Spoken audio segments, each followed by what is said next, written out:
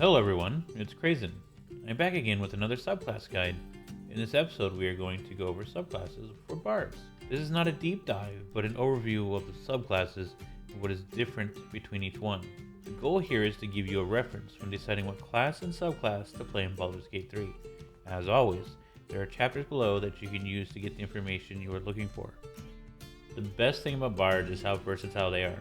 Many bards prefer to stay on the sidelines during fights, using magic to inspire their friends and hinder their foes from a distance. But bards can also defend themselves in close combat by using magic to make their weapons and armor stronger. Bards have a vast knowledge of many things and a natural talent that lets them do almost anything well.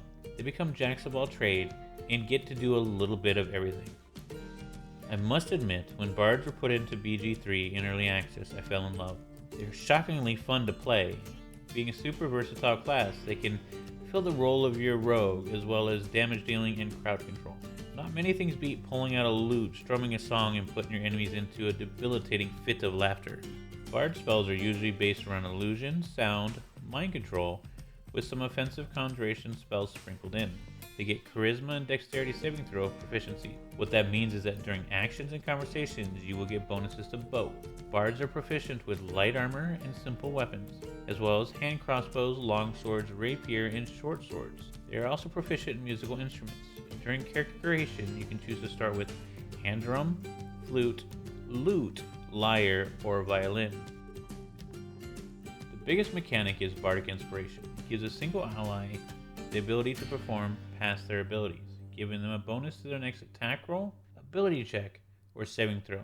So it can be used in combat or right before a conversation, adding to their current bonus. The only drawback is you cannot bardic inspire yourself.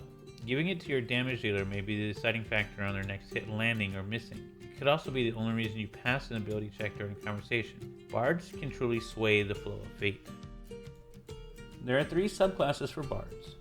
They are referred to as colleges, and they are the College of Lore, the College of Valor, and the College of Swords. Let's get into the specifics of each subclass so it can hopefully help you choose the one best suited for you.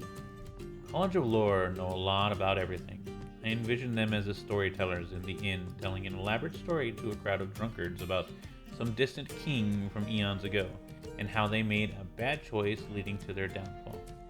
They gain additional proficiencies in Arcana, Intimidation, and Sleight of Hand. They also get an ability called Cutting Words, which uses your bardic inspiration to deduct your inspiration roll results from their attack. This can be set as a reaction, so make sure you go into your reaction panel and click the Ask button. It will pop up on the screen during an attack, and you can choose to use it or not. I love the reaction system in BG3. It's such a game changer.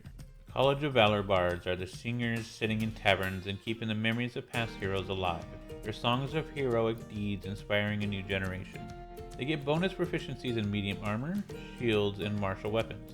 Due to the heavier armor, they are beefier when it comes to physical attacks and defense. Think of them more as frontline soldiers compared to Lore, who is a light skirmisher. Valor bards also get combat inspiration. They can inspire others in battle to do more damage, adding their bardic inspiration die to the damage done if they land a blow. They can also use the combat inspiration as a reaction, and add the inspiration points to their own armor class for that attack only. Very useful in a pinch and can keep your ally alive just a little bit longer. College of Swords, also known as Blades, are the sword-swallowing juggling performers. They are the light-on-their-feet dancers who excel with weapons and knife throwing. They get bonus proficiencies with medium armor and scimitars, and they get to choose a fighting style such as dueling or 2-weapon fighting. They are highly agile fighters in their own rights, and are capable of using their bardic inspiration to use flourishes. I assume these will be presented as a reaction, but this is the new subclass and we won't know much till launch. The types of flourishes available are defensive, slashing, and mobile.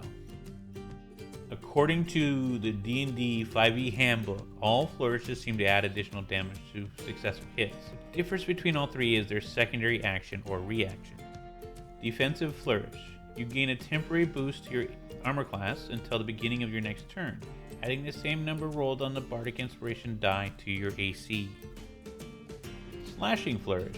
When you hit a target with your weapon, the inspired energy empowers the strike, causing it to deal extra damage to not only the target you hit, but also any other creatures within 5 feet of you that you choose and can see.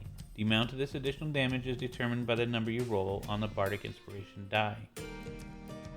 Mobile Flourish. When you successfully land an attack, you can exert force on the target, pushing them up to 5 feet away from your position based upon the roll of your Inspiration die. Following this action, you can promptly utilize your reaction to move up to your walking speed to any unoccupied location within 5 feet of your target. I won't get into multiclassing because this is more of an overview than a deep dive, but I have seen some interesting builds from Blade and Warlock, or even a couple levels of Fighter. Just a little something to think on. The Bard is such a fun character to play. There's one last thing that a Bard can do, and it is perfect if you want to pick pockets or stealth around town. You can be a distraction, causing people to flock to you while performing. This keeps the NPCs tied up and facing toward the performance and not at your other characters doing nefarious things. I love playing Bard in early access, and I'm definitely going to check out the Blade as well. Maybe I'll respec Asterion to a Bard. I'm not sure yet. What class and subclasses are you going to play? Let us know down below. Hit that like and subscribe button. Thank you for watching, and we will see you in the next video.